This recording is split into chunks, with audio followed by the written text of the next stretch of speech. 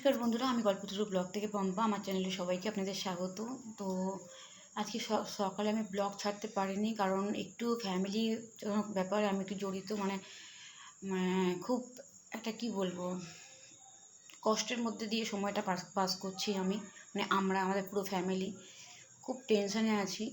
আমাদের বাড়িতে একজন খুবই অসুস্থ, তাকে নিয়ে আমরা খুব টেনশানে আছি।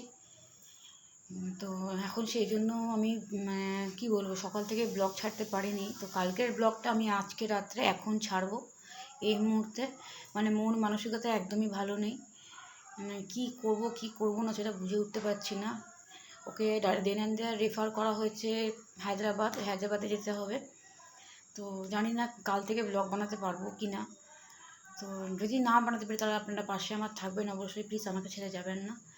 তার জন্য আপনাদের ভালোবাসা এবং সান্নিধ্য আমার প্রয়োজন। আর প্রে করুন যেন মানুষটা সুস্থ হয়ে বাড়িতে ফিরে আসে।